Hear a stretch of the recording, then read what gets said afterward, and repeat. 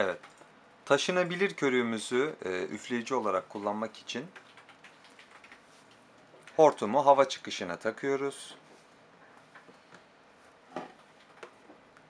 ve saat yönüne çevirerek sabitliyoruz.